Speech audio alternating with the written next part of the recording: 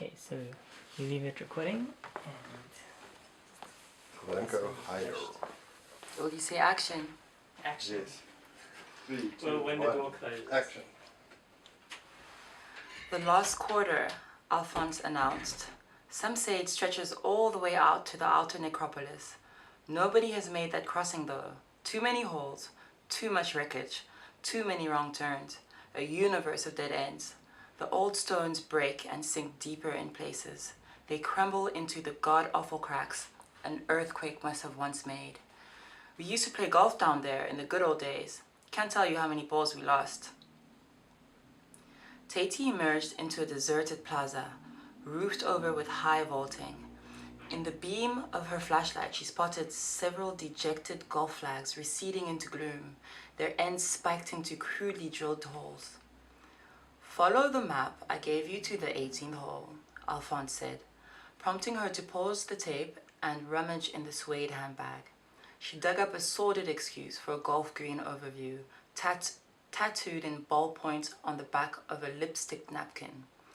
She used this to navigate into the netherworld, stumbling over fallen pillars and past cracked motifs, lugging the suitcase whilst attempting to keep her dress from being damaged. It was cold, and she had to put on her fur, pausing beneath a relief depicting intricate pyramids on the moon. It was some time later that she finally came out onto another dock terrace, whereupon she espied a filthy yellow flag with the numeral 18 scrawled upon it in what looked like dried blood. She stopped to rest, sinking back down onto her suitcase to dredge out a candy bar and light another cigarette. She played the tape while she smoked, listening to Alphonse's voice in the dark. "Just behind this hall, you will find a wide gallery of steps leading down to the aqueduct. You will find my speedboat tethered to a stone jaguar I like to call Boris." She finished her cigarette, crossed the expanse, and clambered down slippery stone steps until she reached the edge of a wide Stygian canal. Huge snakes slithered out the light and crocodiles sank with soft expulsions of bubbles. She staggered around the edge of the canal, shining her flashlight this way and that, until the beam alighted on a massive effigy of a snarling cat. Someone had rather tastelessly draped a leopard print blanket about its shoulders, lending it the appearance of a kitsch souvenir postcard. A long abandoned picnic hamper lay appended beside it, and empty ginger beer bottles and pâté tins spilled out over the stones. TATY directed the torch beam at the water, and sure enough, tethered to one of the massive paws, was a sleek wooden speedboat with brass trimmings. She froze as the light caressed the shadowy figure of a tall man. He stood just behind the jaguar, unmoving and grinning insanely in the sallow light. The figure was dark-skinned, yet pale, as though drained of blood, clad in a beret, mime tights, and a red and white striped shirt. His paleness was accentuated by a layer of chalky dust which had been rubbed into his skin. When TATY stopped shaking and the man still hadn't moved, she realized that she was in no immediate danger.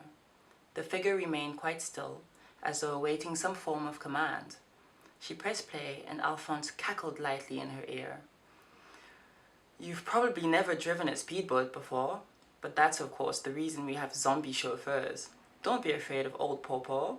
He only eats crocodile cocks and canned quail eggs." TATY pulled off her headphones and cautiously approached the zombie. "Pawpaw?" she whispered. The zombie detached itself from the armpits of the stone beast. It broke cobwebs as it shifted, releasing clouds of dust into the subterranean gloom. He had obviously been stationary for a long time, and when he spoke, moths flew from his mouth. "Taxi to the Louvre?" he inquired in a thick French accent. "Huh? Le Tour d'Eiffel?" She pressed play, hoping for guidance. "Ask him to take you into town," Alphonse suggested.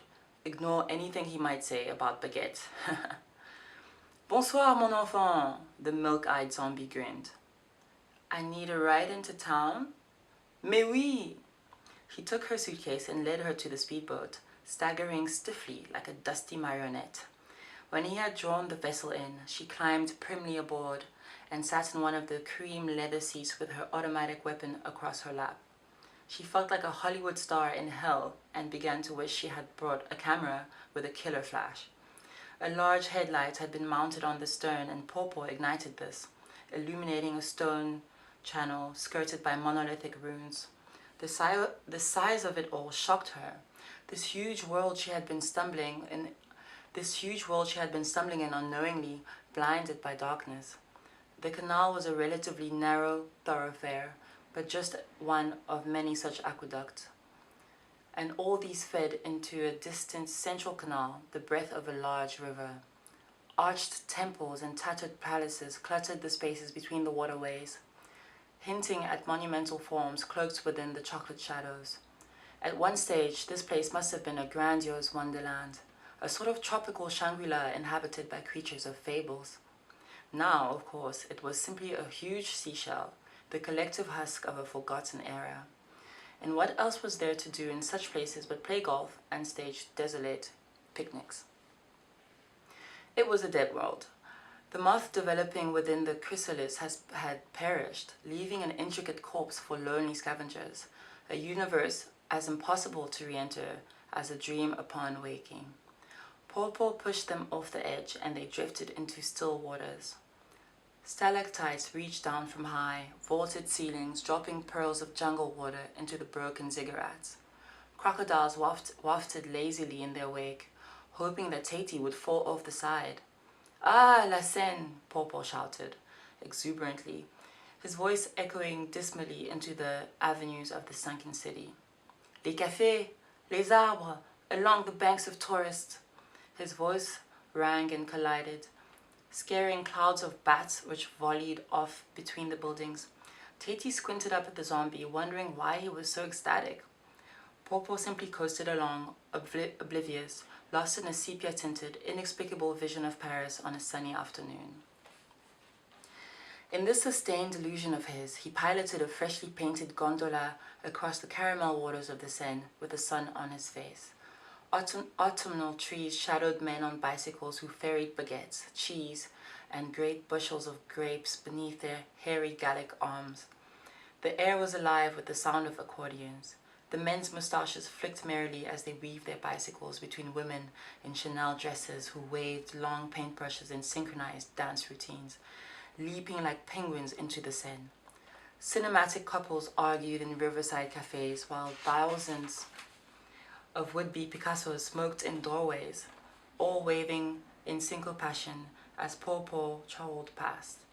TATY watched the zombie warily, oblivious to the all-consuming continental hallucinations with which the imp had poisoned his dead mind. For, unbeknownst to TATY, Popo was one of the earlier products of the generator, a fanciful experiment in good cheer and brainwashing. Sullen drippings and the scuffling of predators underscored the sound of his rowing. A small fridge had been set into the seat, and she regarded it with sudden hunger. Inside, she discovered a plate of moldy, cling-wrapped sandwiches placed beside a meaty human skull. Some bottles of ginger beer clinked against a box of liqueur chocolates. TATY extracted the chocolate box, but quickly hurled it overboard when a horde of huge black beetles swarmed out of it. A crocodile snapped the box up before it even hit the water. She found a tube of caviar and sucked on it, cracking open a bottle of ginger beer and lighting up a cigarette. Popo had by now begun to sing "Non, je ne regrette rien" at the top of his voice. The sound spilled out into the lost city, dissolving into a scary mush of reverb as the aqueduct widened to join the Grand Central Canal.